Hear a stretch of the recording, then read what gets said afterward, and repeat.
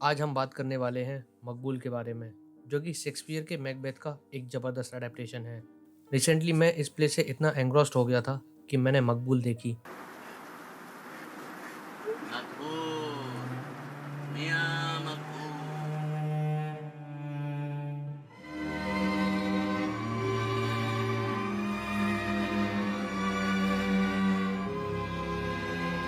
तब मैंने कुछ इंटरेस्टिंग पैरेलल्स देखे जो इस मूवी को भारद्वाज की one of the best adaptation में से एक बनाता है।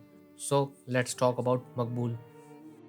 मकबूल विशाल भारद्वाज की 3 अडेप्टेशन में से पहली मूवी है जो शेक्सपियर के प्ले पर बेस्ड है, और इसमें ओमकारा और हैदर भी शामिल है। ये फिल्म हमें मेडिवल स्कॉटलैंड से मुंबई के मॉडर्न माफिया की अंडरबेली में ले जाती है। पहले ही शॉट से मकबूल का एटमॉस्फियर एरी और अनर्विंग लगता है।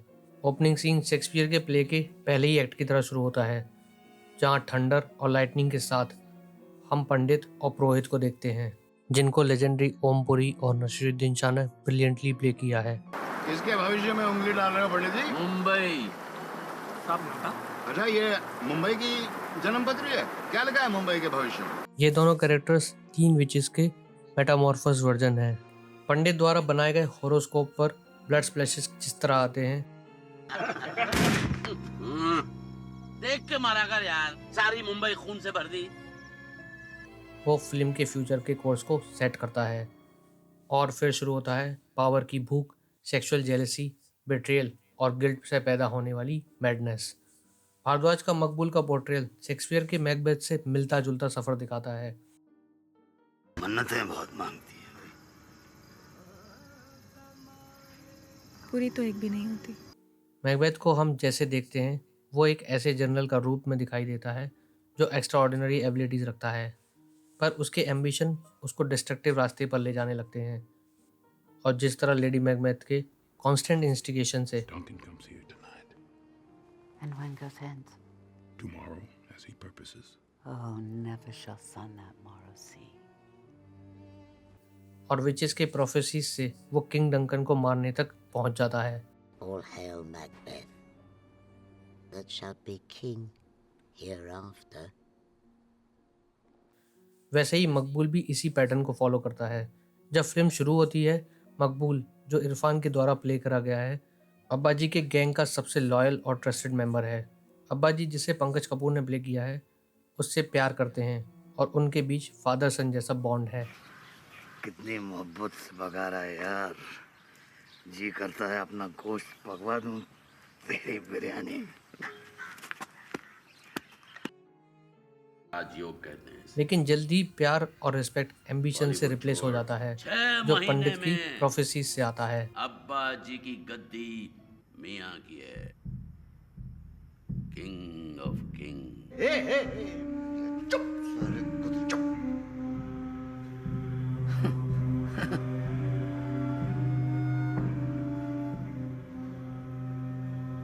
और निम्मी के सेक्सुअल जेलेसी से और ज़्यादा कॉम्प्लेक्स होने लगता है।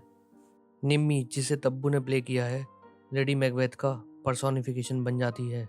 और भारद्वाज ने इसे ऐसे अडेप्ट किया है कि जैसे एक पैशन की यूनिवर्स को खोलती है, जो कि ओरिजिनल टेक्स्ट में कभी एक्सप्लोर नहीं की गई थी। मेरी जान बोलो। मेरी जान।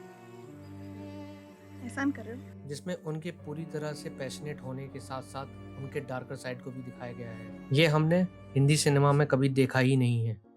मकबूल में विशाल भारद्वाज ने इमोशनल कंटेंट को इतना डीप बनाया है जो क्राइम या माफिया जॉनर के किसी भी फिल्म से बहुत ज़्यादा है।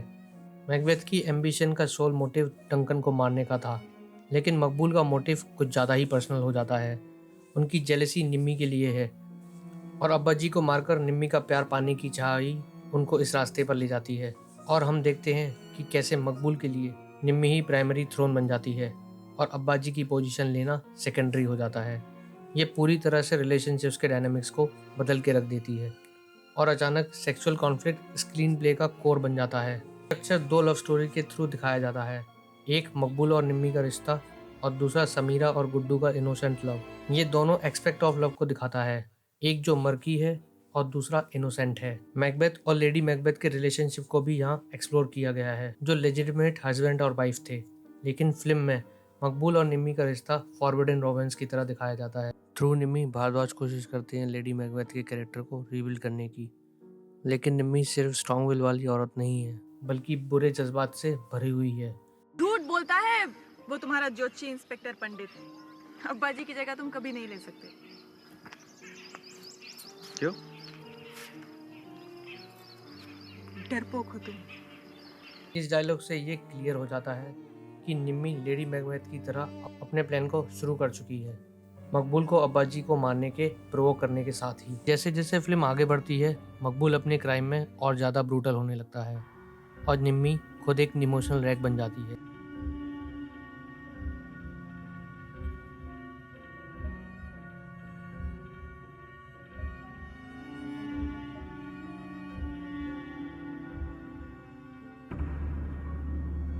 तो हम देखते हैं कि एक डार्क और कॉम्प्लेक्स वर्ल्ड बन गया है, जहाँ पैशन और गिल्ट दोनों का एक इंटेंस कॉम्बिनेशन है। सिनेमेटोग्राफी खासकर उस सीन में जो डार्क गिल्ट और मर्डरस लवर्स के इनएस्केपेबल अटॉनमेंट को कैप्चर करता है।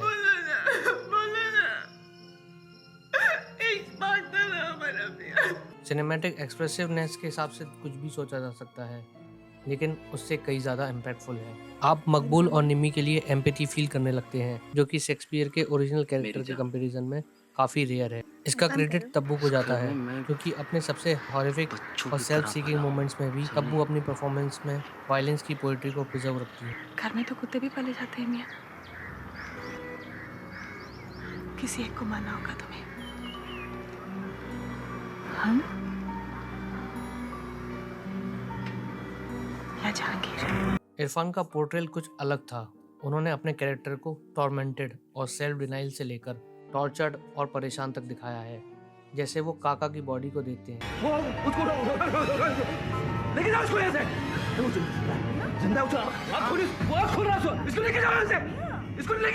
पंकज कपूर का परफॉर्मेंस एक रिविलिएशन था। उनके एक्सपेक्टेशन जो स्टीली रिवेंज से लेकर अपनी एन्चेंटिंग वाइफ के लिए प्योर कंपैशन तक बदलते हैं, ऐसी ग्रेविटी देते हैं जो किंग डंकन में कहीं ना कहीं मिसिंग थी। उनकी वॉक से लेकर उनके डिमीनर तक अब्बा जी का हर एस्पेक्ट में एक पावर दिखाई देती है। उनका ये डायलॉग मुझे सबसे ज्यादा इम्पैक्टफुल लगता है। मैं पान नहीं खाता।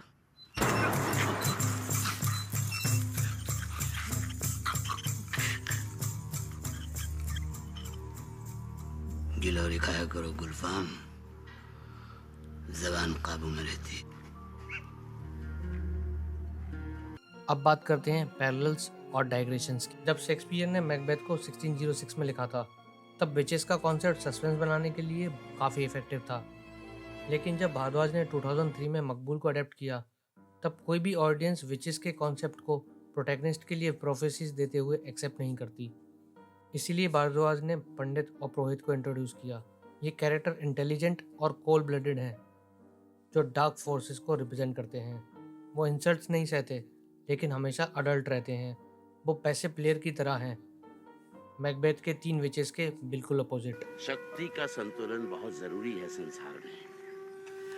आग के लिए पानी का डर बने रहना चाहिए।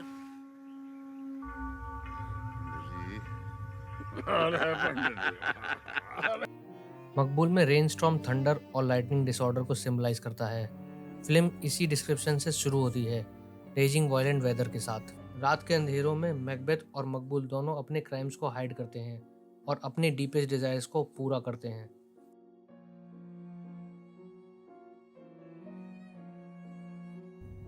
और शेक्सपियर के फेमस डैगर सीन को भी फिल्म में मॉडिफाइड वर्जन मिलता है।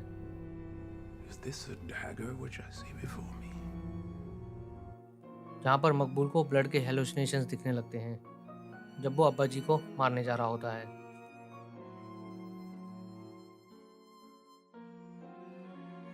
शेक्सपियर के सोलिलोक्वीज को मकबूल में डायलॉग के जरिए थोड़ा चेंज किया गया है। विशाल भारद्वाज ने एक्टर्स की एक्टिंग पर ज़्यादा ध्यान दिया है, जो कि फिल्म को यूनिक बनाता है। You know, there were so many great actors together in one frame in Maqbool that I used to behave like a kid behind the camera. एक और इंटरेस्टिंग कैरेक्टर निम्मी का चाइल्ड है। ओरिजिनल प्ले में lady Macbeth का कोई child का mention नहीं होता है, लेकिन फिल्म में निम्मी के चाइल्ड को दिखाया जाता है। और उसका फादर कौन होता है, इसे मिस्ट्री की तरह ही छोड़ा जाता है। मकबूल में आयरनी को काफ़ी प्रोमिनेंट बनाया गया है और काफ़ी सीन्स में आयरनी को भी दिखाया गया है, जैसे अब्बा जी मकबूल को काम करने की कोशिश कर रहे हैं। कल से रमजान है, ईद तक कुछ नहीं। एक तरफ वो अपने फेस्टिवल को रिस्पेक्ट कर रहे हैं और दूसरी तरफ वो खुद के लिए रिवेंज लेने की प्लानिंग कर रहे हैं। एक और आयरॉनिक सीन शुरू होता है जब अब्बा जी के लिए शांति की प्रेयर रखी जाती है। अल्लाह ताला अब्बा जी की रूह को सुकून पहुंचाए और उन्हें जन्नत नसीब करे। ये सीन इसलिए आयरॉनिक है क्योंकि जो मर्डरर्स हैं वही अपने विक्टिम की आत्मा के लिए प्रेयर कर रहे हैं। मकबूल में जॉयलेसनेस की स्पिरिट को एक पोएटिक और प्रिस्टीन लैंग्वेज में बड़ी ही खूबसूरती से दिखाया गया है। मैकबेथ और मकबूल दोनों में जो ऑर्डर डिस्टर्ब होता है वो आखिरी में रिस्टोर हो जाता है। मैकबेथ को मारकर मैकलम थ्रोन पर बैठता है। मकबूल में गुड्डू और समीरा का निम्मी के चाइल्ड को अपनाना एक तरह से ऑर्डर रिस्टोर करना ही है। ये एक इमोशनल और ह्यूमन रेजोल्यूशन था।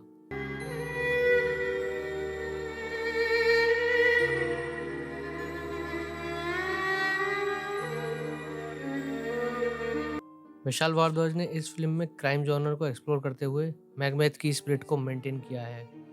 I wanted to make a film in underworld genre, and I was fascinated by that genre. That's why Shakespeare came later. The genre came first. Crime और evil का concept और disturb natural order जो 400 साल पहले relevant था, आज भी relevant है। इसलिए मैं मकबूल को इतना पसंद करता हूँ। अगर आपको ये वीडियो पसंद आया है तो थम्स अप ज़रूर दीजिए और अगले वीडियो तक कीप वॉचिंग, कीप लर्निंग।